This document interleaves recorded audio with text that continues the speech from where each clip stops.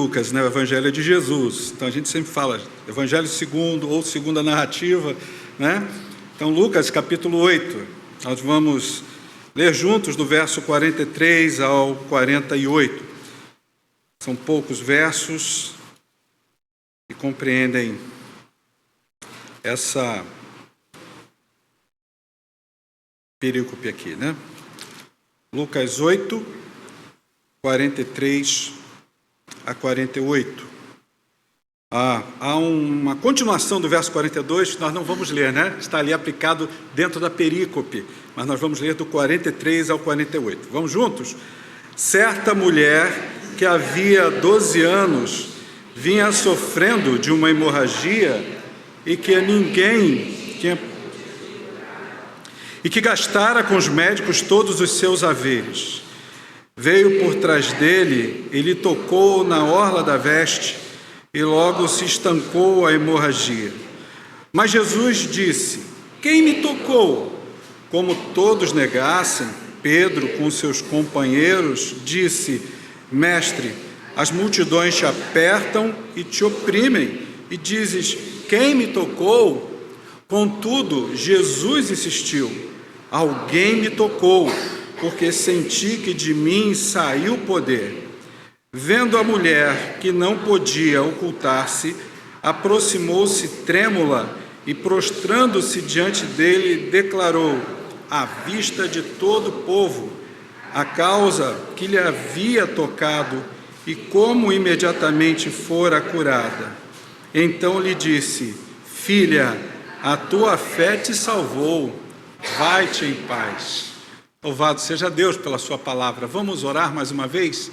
Obrigado, Senhor, porque nesse momento em que acabamos de ler o teu livro santo, esse texto tão específico sobre a operação do poder do teu Filho amado, Jesus, na vida de uma mulher, e trazendo com isso um exemplo de que o Senhor é Deus de compaixão, de graça e misericórdia para a vida daquelas pessoas que estavam ali, e seja reproduzida aqui na Igreja do Meia, nesse local, nessa hora, esse mesmo sentimento que não somente houve naquela mulher em desejar ser curada, mas o mesmo sentimento que houve em Jesus, de permitir que dele saísse virtude para curar, que nós saiamos daqui nessa manhã de domingo curados, em alguma medida, pelo poder da Tua Palavra, em nome de Jesus. Amém.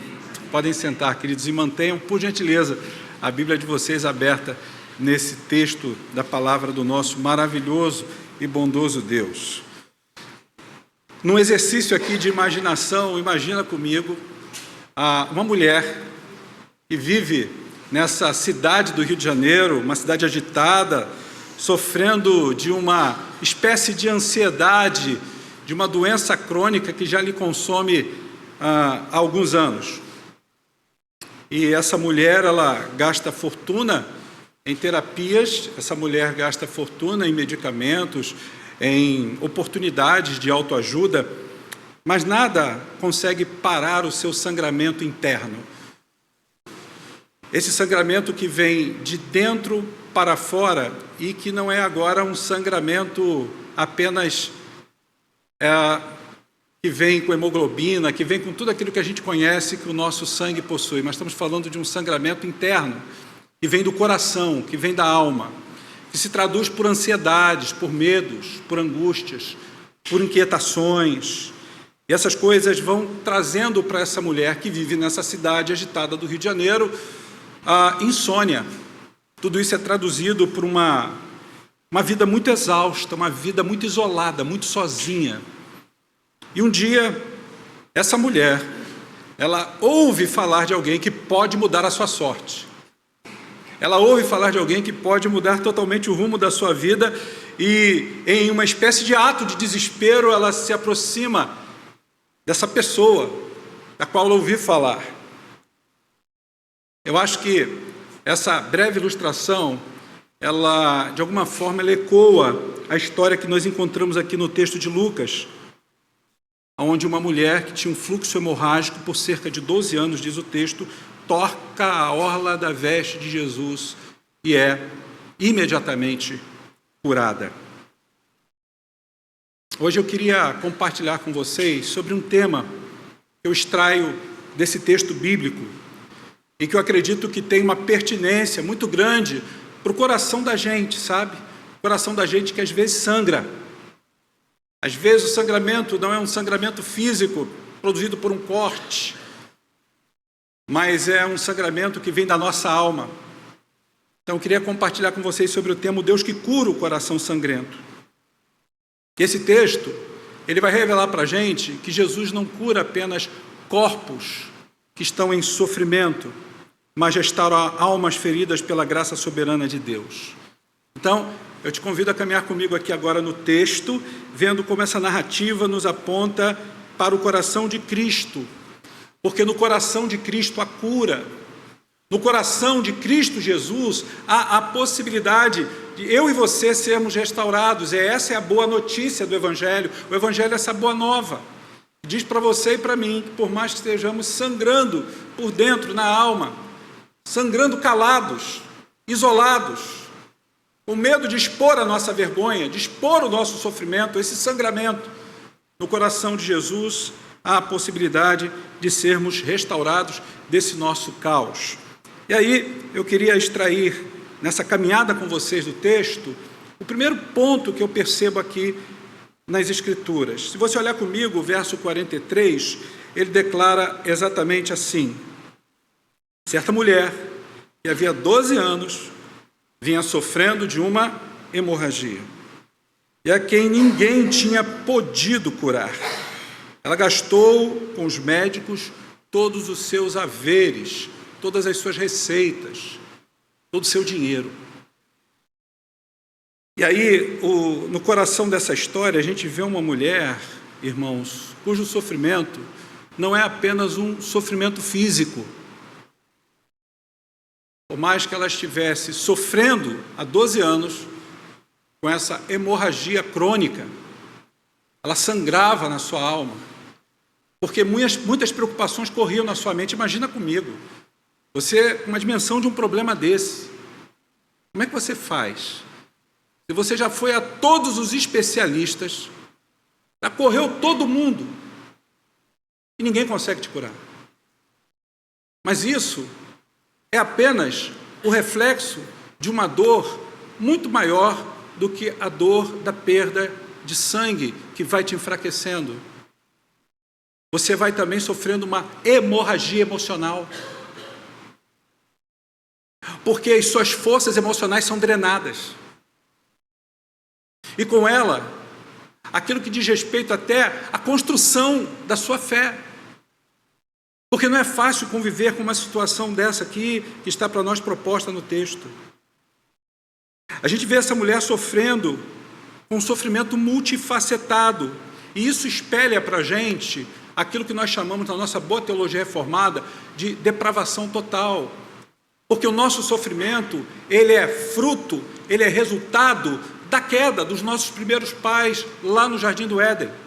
Fruto da desobediência, fruto de um desejo de se emancipar e querer viver a sua vida ao seu bel prazer, como se Deus não precisasse ser escutado ou consultado. Foi isso que aconteceu lá no início dos primórdios da humanidade. Então isso espelha essa depravação total e descreve como é a condição, essa condição inerente da nossa humanidade decaída. Por isso, nesse primeiro ponto eu queria tratar sobre a profundidade do sofrimento humano e a depravação que nos isola, porque aquela mulher, provavelmente, ela vivia isolada. Isolada porque, segundo a tradição, os costumes religiosos de Israel, naquele primeiro século, uma mulher com um problema daquele não poderia ir à rua. Uma mulher daquela não poderia tocar em ninguém, porque, segundo a tradição religiosa, ela era considerada impura por conta daquela, vamos dizer assim, menstruação crônica. Ela não podia. Mas a gente percebe aqui que Lucas, que é o autor do texto, nos apresenta uma mulher que por cerca de 12 anos ela vai vivendo, padecendo dessa hemorragia, vai vivendo sob essa condição sem que ninguém pudesse tratá-la, sem que ninguém pudesse curá-la. E esse sangramento a isolava, porque, segundo a lei cerimonial de Moisés, ela precisava estar isolada socialmente. E se ela estava isolada socialmente, ela não podia trabalhar. Ela talvez tivesse juntado, amealhado dinheiro para gastar com os remédios, por conta do tempo em que ela estava ainda vivendo do seu trabalho e conseguiu fazer algum lastro, alguma poupança. Mas agora ela não pode mais, é uma questão de lógica, porque ela está isolada socialmente. Financeiramente ela agora está arruinada, ela gastou tudo, ela está emocionalmente devastada. Vamos analisar essa situação, porque, irmãos, esse sangramento a tornava uma pessoa cerimonialmente impura. Historicamente, à luz do primeiro século, tal impureza excluía as pessoas do templo, excluía as pessoas dos relacionamentos pessoais ou interpessoais, fazia com que as pessoas estivessem totalmente alienadas espiritualmente. E não é isso que o nosso coração, quando sangra, por conta do sofrimento que o pecado nos impõe, porque o pecado faz isso, ele te sangra. Não é isso que ele impõe a gente uma espécie de isolamento.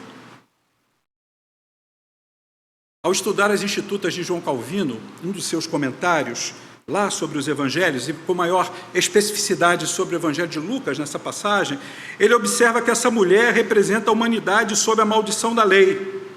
Por quê? Diz Calvino que o homem por si só, ele não é capaz de se curar. Ele não é capaz de resolver o seu problema. E que problema é esse? É um problema que vai para muito além de uma demanda de realidade social, realidade econômica, realidade financeira, da sua realidade até emocional.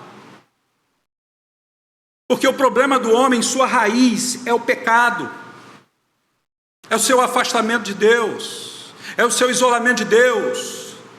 Isso o adoece, isso faz sangrar. Meus irmãos, essa depravação, ela penetra até o cerne da alma. Ela vai deixando os homens, vai deixando a nossa vida completamente vazia e impotente diante de Deus. Charles Haddon Spurgeon, um eminente pregador batista do século XIX, lá do finalzinho do século XIX, considerado o príncipe dos púlpitos, ele pregou que sofrimentos como esse ilustram como o pecado nos sangra, diz Spurgeon, como o pecado nos sangra da vitalidade espiritual, nos deixando fracos e isolados da presença de Deus. E aonde essa frase de Spurgeon ecoa? Quando nós abrimos a carta de Paulo aos Romanos, e lá no capítulo 3, versículo 23 de Romanos, Paulo diz: pois todos pecaram e carecem da glória de Deus. Você percebe comigo como essa hemorragia não é mera doença? Na verdade, ela nos serve como uma espécie de metáfora teológica para o coração sangrento. Esse coração que sangra e que habita o seu viver e o meu viver, que faz parte da nossa estrutura como seres humanos. Hoje nós tivemos uma classe de escola dominical para os casais muito abençoada, muito abençoada. Nos ilustraram nossos irmãos Rafael Leal, nossa irmã Carolina, sua esposa, falando sobre o cuidado que os casais precisam ter com a saúde, mas não só aquilo que confere a saúde individual de cada um, mas quando cada um cuida da saúde, isso redunda na coletividade, na convivência, no amor conjugal, em benefícios extremados, benefícios maravilhosos. Nós precisamos entender que muitas vezes esse coração que está sangrando, essa alma que está debaixo de um fluxo hemorrágico existencial, ela precisa ser tratada, mas só pode ser tratada de uma forma efetiva pela ação de Deus. É quando eu e você reconhecemos isso, porque essas coisas nos isolam, essas coisas vão causando para a gente um adoecimento e vão fazendo a gente perder as forças, porque isso vai causar uma espécie de anemia espiritual. Você perde muito sangue, você vai ficar anêmico, uma anemia espiritual. E aí esse sofrimento dessa mulher, ele vai destacar a soberania de Deus em revelar a nossa necessidade absoluta dele, e vai nos preparar o terreno para aquilo que nós chamamos de graça irresistível. A graça que nos alcança. A graça que nos confere o favor e nos transforma. A graça que nos cura. A graça que nos coloca de pé. A graça que nos traz tantos benefícios. Eu quero te fazer uma primeira pergunta nessa manhã. E a pergunta é: você em algum momento da sua vida já se sentiu isolado por conta de algum sangramento interno que vem da sua alma e que nenhum esforço humano, nem o seu, pode estancar esse sangramento, essa hemorragia? E muitas vezes nós estamos sangrando na alma. Mas eu quero dizer para você e apontar aqui um caminho de forma muito prática. Comece reconhecendo sua depravação total, seu pecado, a sua capacidade para pecar, a sua capacidade para olhar para os outros e para a vida a partir de si mesmo e dizer: eu resolvo, eu sou bom.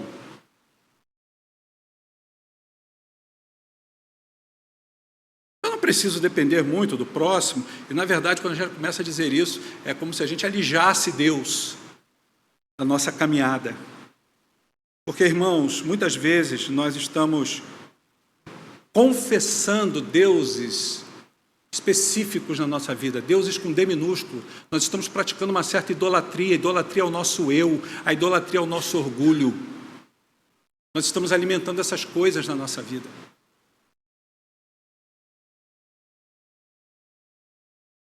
A palavra do Senhor diz lá em Salmo 51, 17. Ouça: sacrifícios agradáveis a Deus são o espírito quebrantado, coração compungido e contrito não desprezarás, ó Deus. Primeira lição: seja humilde em reconhecer: Senhor, eu dependo de ser curado do meu orgulho, de ser curado do medo de me expor, de buscar do Senhor, na pessoa também dos meus irmãos, na pessoa de pessoas que são maduras na fé, ajuda para ser tratado, ajuda para ser curado. Curado dos meus traumas, dos meus medos, das minhas inconsistências de alma que sangram por conta da minha pecaminosidade. Uma outra recomendação que eu trago aqui a você, um outro conselho prático é que você se engaje a uma comunidade espiritual saudável. A você se engaje com a sua comunidade de fé, com a sua igreja, através de um pequeno grupo de estudo bíblico, através das reuniões de oração, das reuniões de estudo da palavra de Deus, porque quanto mais eu me aproximo de Jesus, como aquela mulher fez naquele dia, ela rompeu com o seu isolamento, ela deixou a vergonha de lado, ela quebrou até com aquelas leis cerimoniais religiosas, mosaicas daquele tempo. Ela se expôs. Ela podia ter corrido o risco de ter sido apanhada, se assim descoberta, e até sofrer uma pena capital. Mas essa mulher buscou ajuda. Sabe, irmãos, eu tenho aprendido que a nossa vulnerabilidade precisa ser partilhada. Eu estava comentando com uma irmã essa semana. Ela falou assim: pastor, como o senhor tem atribuições? Como o senhor tem coisas para fazer? E o mais importante, né, pastor, é que o senhor se mistura com as emoções de todo mundo. Se não bastasse as suas, o senhor pega as emoções de um, pega as emoções do outro, e o senhor absorve isso. Quem é que cuida de você, pastor? Ela me perguntou. Quem é que cuida de você? Tem coisas que eu não posso compartilhar com a minha esposa. Até por questões éticas. Problemas e sofrimentos de irmãos da minha igreja. Vocês pensam que eu abro tudo para a Meire? Não. Por uma questão ética. Até para não sobrecarregá-la também de preocupações. Então eu corro para pastores que eu julgo terem a maturidade suficiente para que eu me abra, para que eu converse, para que eu diga: olha, eu estou precisando de ajuda nessa área. Eu estou com esse fardo aqui que está pesado demais para mim e está começando a me sangrar o coração, me sangrar a alma. Irmãos, e como isso é terapêutico. Como a gente vê A virtude de Jesus saindo através de irmãos que vão cuidando da gente.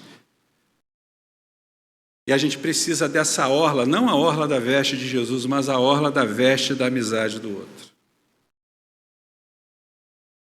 Precisar tocar na orla da veste da amizade, daquela pessoa que a gente confia, daquela pessoa que sabe se conter. Mas não é só se conter, não é só saber guardar segredo, mas é aquela pessoa que quando abre a boca, ela abre com uma sabedoria que vem do Senhor. Dessa pessoa flui virtude, como fluiu de Jesus naquele dia. E essa virtude vem ao nosso encontro para nos curar. Então, engaje-se na igreja. Obrigado, querido. A igreja é o local aonde Deus aplica a sua soberania, a sua cura soberana. Então, procure a ajuda do seu pastor, compartilhe a sua dor para receber um acompanhamento através de aconselhamento, de cuidados pastorais. O boletim está lá. É você fazer um contato com a secretaria, a gente pode conversar. Vários irmãos têm vindo conversar com o pastor, têm feito acompanhamento, seja aqui na igreja, seja num shopping, né? Fazendo um lanchinho, batendo um papo, ouvindo atentamente. Né? Eu evito no lar, mas lugares abertos, né? Ainda mais quando são pessoas do sexo feminino, por uma questão de cautela. A gente sempre tem isso, não é pela gente, é pelos que de fora pensam, né? Então a gente tem que cuidar das aparências do mal, diz a palavra de Deus. Então, essa não é uma prática de autoajuda, mas uma rendição à graça. Ela vai transformar aquilo que é o meu e o seu sofrimento em um caminho de dependência mais profunda de Jesus. Tá? Mas existe um segundo aspecto que eu queria trabalhar aqui, que é a fé. A fé dessa mulher era uma fé frágil, era uma fé tímida. Mas deixa eu te dizer uma coisa, essa fé frágil, tímida, ela tem uma relação com o poder de Jesus. Não é o que diz o texto aqui? Ó? Veja comigo o versículo 44. Versículo 44 diz assim: veio por trás dele, lhe tocou na orla da veste, e logo se estancou a hemorragia. Mas no verso 47, Jesus olhou para aquela mulher, viu a situação dela e diz o texto que não podia ocultar-se. Ela não podia, aproximou-se trêmula e prostrou-se aos pés de Jesus. Porque para ela não foi fácil passar por toda aquela situação, se expor do jeito que ela se expôs. E a gente aprende aqui que, segundo esse texto vai revelando com relação à fé, mesmo tímida, né? Mesmo assim por trás, tentando chegar a Jesus, ela se conecta ao poder curador de Jesus. Porque a gente aprende uma coisa, e isso também nos ensina a nossa boa teologia reformada. A justificação não vem por meio dos nossos méritos pessoais. A justificação, ela não vem, que Cristo nos oferece, por conta das obras. A justificação, ela vem pela fé somente. E essa mulher desesperada, ela se chega por trás, toca a orla da veste de Jesus. E o que é que aconteceu? O texto declara que imediatamente aquele sangramento, aquela hemorragia, ela cessa. Quando você faz um estudo, né, responsável, um estudo exegético do texto, você vai perceber que tocar a orla, que era aquela parte que tinha assim como se fosse uns detalhezinhos na roupa do manto rabínico, e Jesus usava essa veste porque ele era rabino. Ele se vestia, é igual, por exemplo, o que caracteriza o pastor presbiteriano normalmente mais clássico, não é? É aquela roupa com colarinho clerical, ou uma toga, que é a toga genebrina, né? Toga reformada. Então a gente coloca a toga, eu tenho minha toga em casa, né? A gente também tem o colarinho clerical. Então, normalmente, pastores assim são caracterizados dessa forma, você sabe que é um clérigo. E Jesus usava também esse tipo de roupa. Jesus usava. Jesus não andava assim como o pastor Ivo está aqui hoje, não. Ele colocava a indumentária que o identificava para aquela sociedade à época como um rabino. E essa orla aqui, que o texto está falando para a gente aqui, era uma orla que vinha desse manto. E havia, né, uma superstição naquela época que as pessoas podiam se achegar e tal, e encontrar algum favor por conta... Só que essa mulher não estava nem aí. Para ela isso não era uma superstição, porque se fosse uma superstição não teria sido feito efeito. Não teria acontecido. Ela foi com fé. Ela toca na orla, no tsetsé, né, que é o nome dado tecnicamente, ali, no finalzinho daquela roupa que Jesus usava. E aquela mulher, ela é curada imediatamente, porque isso é um ato de fé em Cristo Jesus. E ela, por outro lado, pensou o seguinte: eu não vou tocar nele para não causar um tipo de impureza direta na pessoa dele, porque ficaria impuro tanto o sacerdote como aquele que também já estava impuro, tocando, o pecado estava consumado. Ela respeitou, vamos dizer assim, alguns detalhes da tradição religiosa da sua época, mas ela falou: se pelo menos eu tocar na orla das suas vestes, eu serei curada. Que fé maravilhosa! Mas ela chega assustada, diz o texto que ela está tremendo, né? Ela está com o seu coração assim, fragilizado por conta dessa situação. Deixa eu dizer uma coisa para você nessa manhã. Jesus certa vez disse que se nós tivéssemos a fé do tamanho de um grão de mostarda, nós daríamos ordem aos montes para que eles se transportassem. A questão não está no tamanho, se o tamanho da sua fé é muito grande ou é muito pequeno. Está na forma como você vai a Jesus e você demonstra estar completamente exposta àquilo que Jesus pode fazer por você. Certa feita, o homem disse assim: Senhor Jesus, me ajuda na minha falta de fé. Aquilo já era fé. Quando o homem diz assim: Jesus, na sua humildade, no seu quebrantamento, ele sabe de quem ele sabe com quem ele está falando, ele sabe de quem ele está diante. Ele diz assim: Jesus, me ajuda na minha falta de fé. E Jesus faz algo extraordinário por aquele homem. Meus irmãos, Calvino comenta que essa fé imperfeita e trêmula, preste atenção, é o instrumento pelo qual a graça de Deus opera, não por nosso mérito, mas pela eleição soberana de Deus. Aí, Spurgeon vai conectar-se a Calvino e dizer que a fé mais fraca, se genuína, ela se agarra ao Salvador, pois é Cristo que nos atrai irresistivelmente. Aí Paulo vai declarar lá, escrevendo aos Efésios, no capítulo 2, versículos 8 e 9, o seguinte: porque pela graça sois salvos, mediante a fé, e isto não vem de vós, é dom de Deus, não de obra, para que ninguém se glorie. Porque se eu tenho algum tipo de mérito, por mais que eu diga, eu não vou me gloriar, eu não vou me jactar, eu não vou. Irmãos, nós somos por natureza seres vaidosos, somos seres orgulhosos. Alguém já disse que o pior cego é aquele que não quer ver. O pior paciente, temos aqui médicos no nosso meio nessa manhã, o pior paciente é aquele que não quer ser tratado. Isso foi até conversado hoje na classe de casais aqui pela manhã. Muitas vezes nós não temos essa ousadia que teve essa mulher de dizer: chega, eu vou me expor, eu preciso ser curado, eu preciso ser curada, eu preciso parar de fingir que está tudo bem, eu preciso parar com essa minha superficialidade de vida, de comunhão com Deus, que na verdade eu estou vivendo adoentado na minha mente, no meu coração, na minha alma, meu espírito está enfraquecido, já não busco apoio no estudo contínuo, responsável, na meditação da palavra de Deus, eu já não tenho vida de oração, é tudo no automático. Irmãos, nós precisamos reconhecer, sem hesitar, como aquela mulher não hesitou, ela se aproximou de Jesus, diz o texto, e ela viu que Jesus era o único mediador. Ela quebra as barreiras legais e espirituais e vai ao encontro do Senhor. O que tem feito você hesitar em buscar a Jesus e confrontar, colocar diante de Jesus essas hemorragias que vêm da tua alma? Será que você tem medo que a sua impureza seja exposta?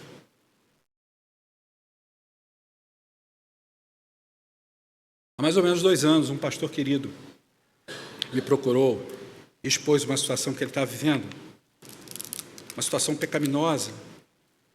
E eu conversei com ele, nós oramos juntos. Tivemos vários encontros. E eu chorava diante dele. Ele dizia para mim: pastor, desculpa por confessar isso e me sentir, causar no Senhor essa tristeza. Eu falei: não, eu não estou chorando de tristeza. Meu choro é um misto de alegria e um misto de vergonha. Por ver, em primeiro lugar, Deus me usa na sua vida, sendo eu talvez mais pecador do que você. De ver a sua coragem, de buscar ajuda, e de entender como Deus, nessa hora, se manifesta, como na sua soberana vontade Ele está agindo na sua vida, e através dessa situação também está me curando. Porque a palavra de Deus nos ensina que Jesus é o ferido que cura.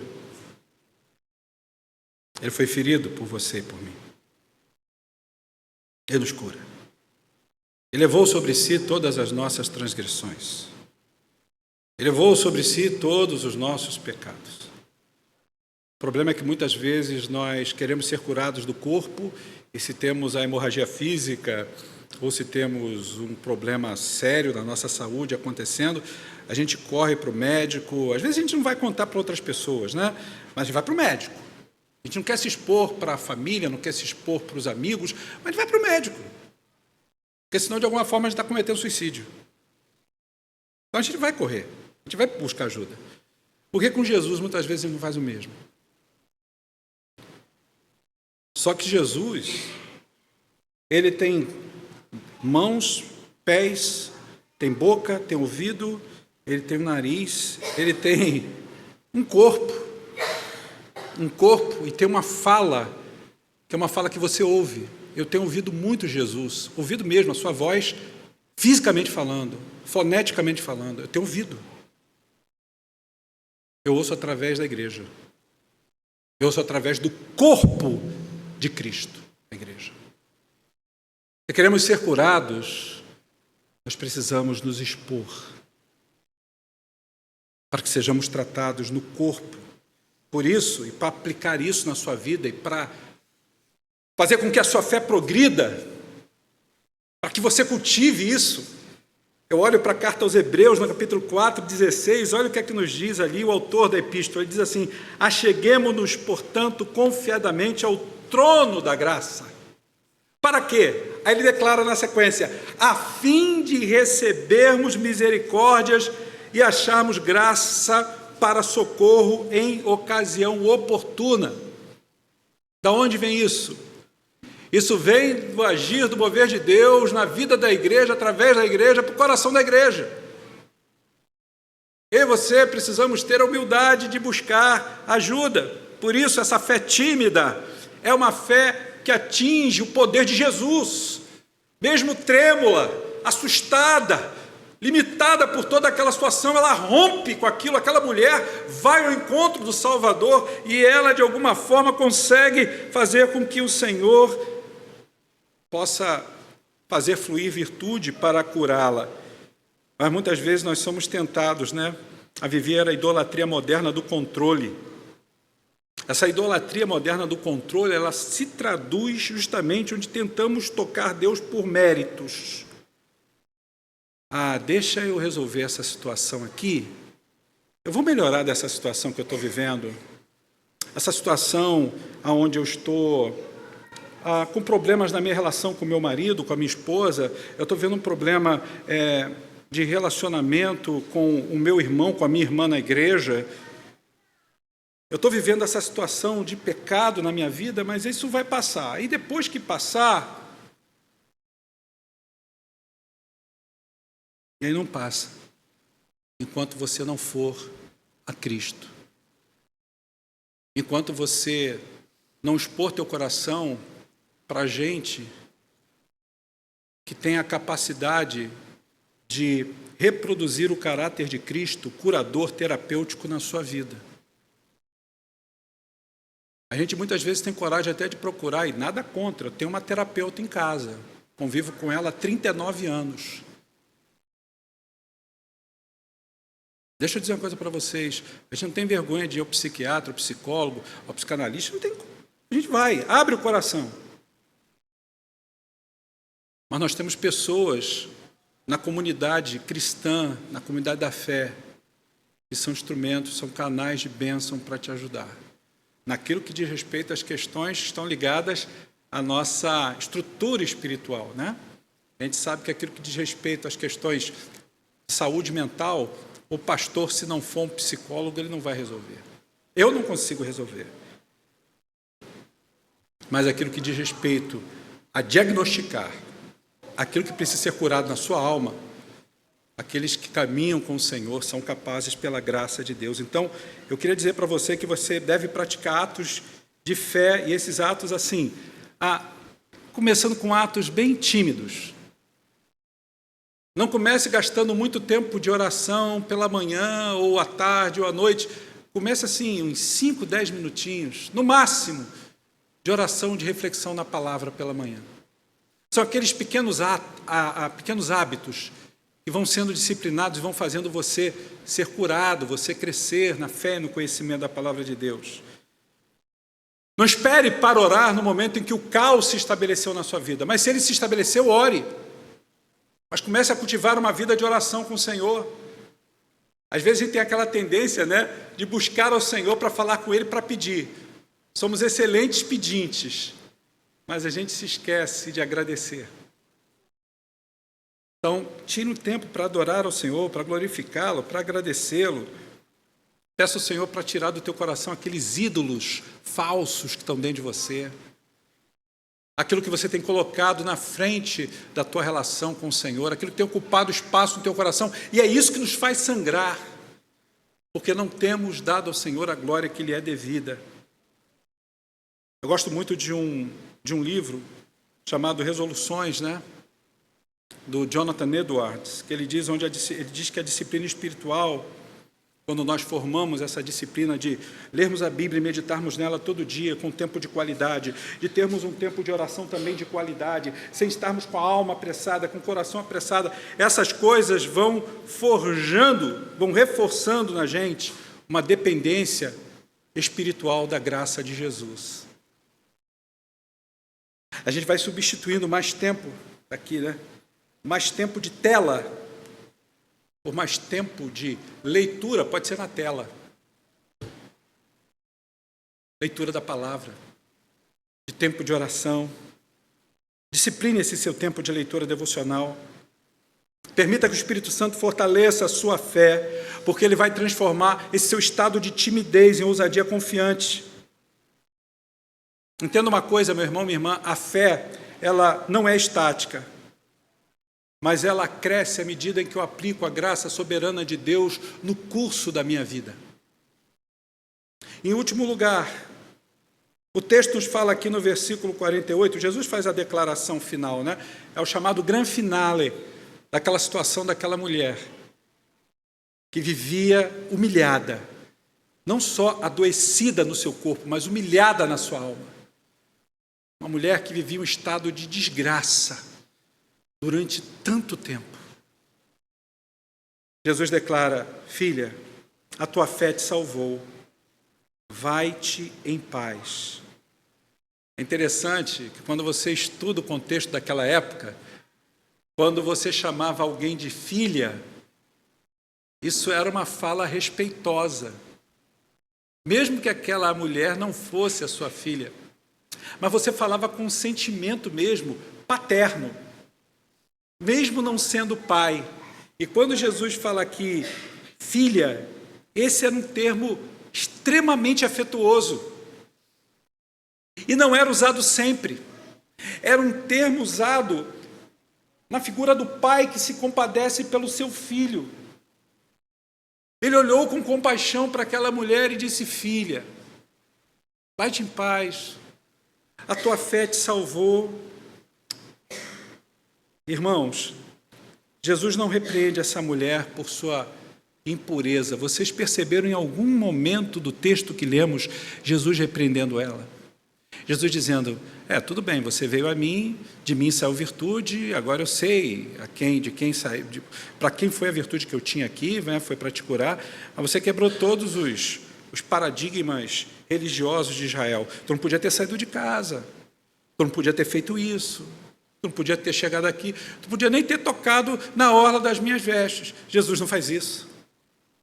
Percebe isso? O texto mostra para a gente que Jesus exalta a fé daquela mulher. Ele disse: vai em paz, a tua fé te salvou. Por quê? Porque a graça de Cristo transcende a lei. A graça de Jesus transcende a forma como os homens julgam você, como as pessoas são capazes de te julgar. A Bíblia diz que Jesus não vê o coração da gente como o homem vê o coração da gente. Porque o coração meu e seu, ninguém consegue acessar a não ser o Senhor. As pessoas julgam a gente pela aparência.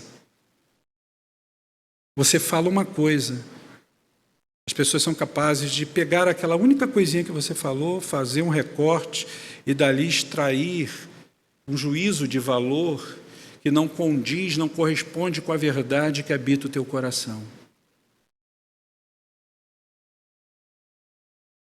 Mas Jesus curou essa mulher sem mais. E isso é lindo demais, porque quando ele declara: vai-te em paz, a tua fé te salvou, essa paz é a mesma paz que Jesus declarou na casa de João Marcos, depois de ter ressuscitado.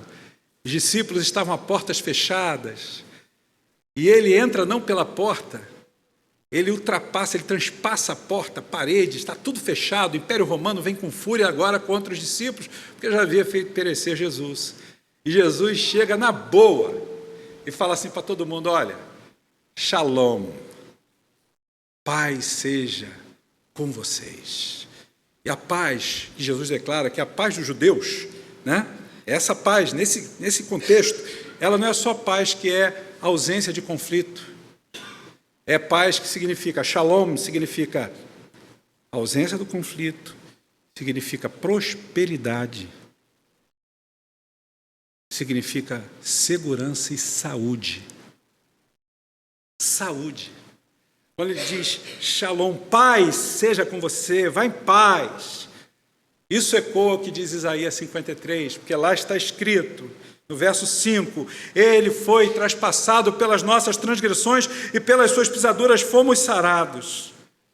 Ou seja, Cristo, naquele dia, quando aquela mulher tocou na orla das suas vestes, ele absorveu toda a impureza daquela mulher, toda a doença daquela mulher, toda aquela dor daquela mulher, foi tudo absorvido pelo Senhor. Mas aquela mulher foi perseverante. Isso nos lembra uma outra doutrina nossa, da nossa teologia reformada, a perseverança dos santos. Oh, meus irmãos, como nós precisamos entender que a cura, aí no caso dessa mulher, ela não é parcial. Ela é uma cura integral, pois nós somos ensinados a conectar nossas feridas emocionais à cruz. Nós precisamos perseverar. Não desista, não desanime, não tente retroceder nessa manhã, confronte a si mesmo dizendo: eu tenho essa hemorragia emocional, espiritual, essas coisas estão drenando, estão fazendo com que eu perca a vitalidade da minha vida. Eu preciso mudar de atitude, mas eu não consigo mudar. Jesus vem e me transforma.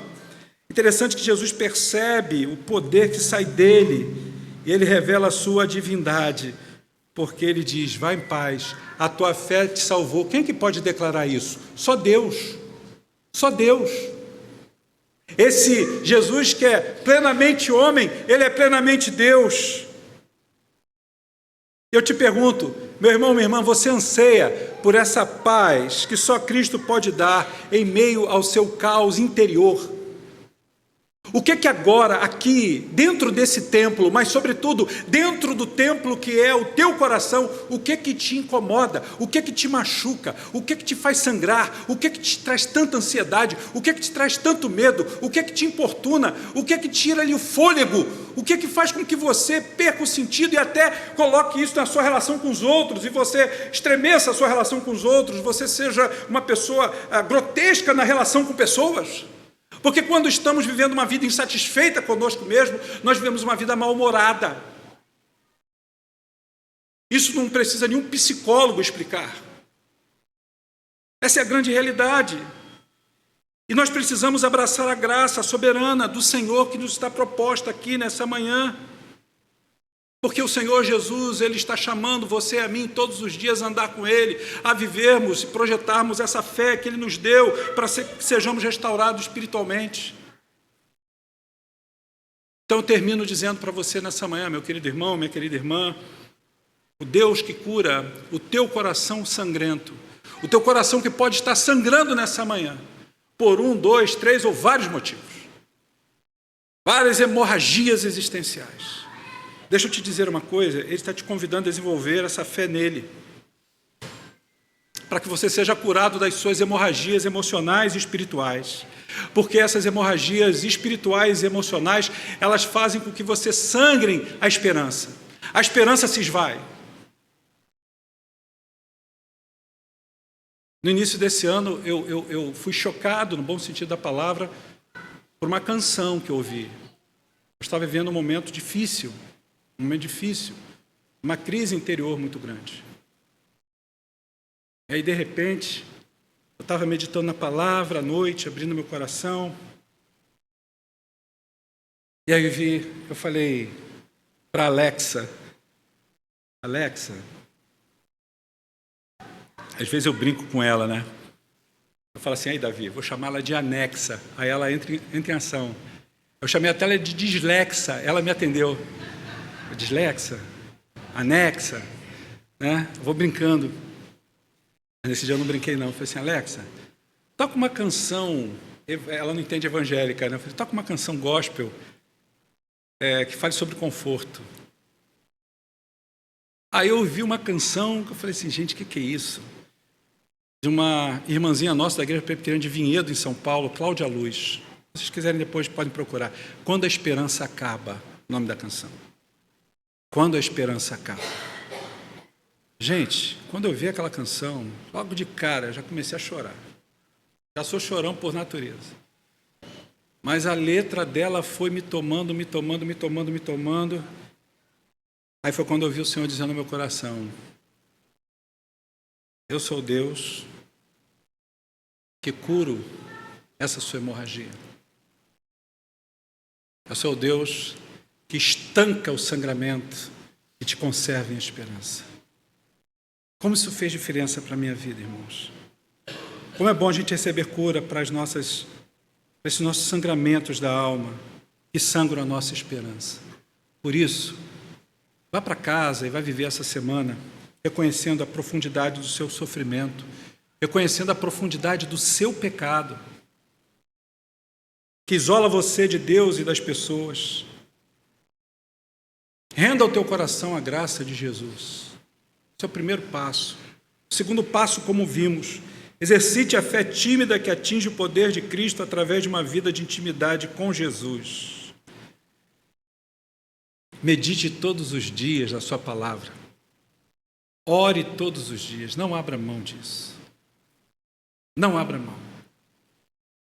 Mesmo quando você não está com vontade. Isso acontece. Aí é que você tem que correr para Jesus. Aí é que você tem que se misturar com a multidão, como fez aquela mulher. Aquela multidão que muitas vezes te aperta, aquela multidão que muitas vezes são as vozes interiores que está dizendo o seguinte, ele não vai te ouvir. Não tem jeito para a situação na sua vida. Não vai dar. Essas vozes ficam ali dentro de você. Não dê ouvidos a ela. Não dê ouvidos. Não dê ouvidos. Teve um caso, muita gente pensa que foi historinha, não foi. Aconteceu lá em Barreto. festa do peão lá, rodeio, estava lá aquele pau de sebo, né? Isso foi um fato, saiu até no jornal.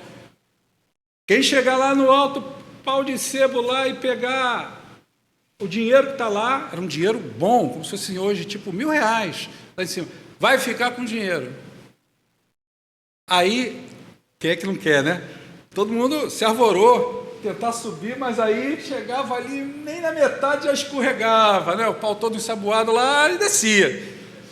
Aí, de repente, chegou um garoto lá, adolescente, outros já tinham tentado, outros adolescentes também. O adolescente vai, olhou, se agarrou e começou a subir. Só que a multidão fazia o seguinte, todo mundo dizia o seguinte: aí, não vai conseguir não, vai cair, vai cair, vai cair. Fala para todo mundo, e todo mundo caía. O garoto foi, todo mundo, vai cair, não vai conseguir, não vai conseguir. E ele chega lá em cima no cume, pega o dinheiro e desce, escorregando, todo mundo aplaude. Aí chega o cara que organizou, e sempre se deu bem, porque todo mundo apostava, né? E ia ganhar uma grana boa. Ninguém levava o dinheiro que estava lá em cima. Chegou para o pai do menino e falou assim: vem lá. Ele pegou o dinheiro, já foi para casa, não deu nem tempo de conversar com ele, dar os parabéns para ele. Como é que ele conseguiu fazer isso? Ninguém consegue. Aí, ao que o pai respondeu: ele é surdo.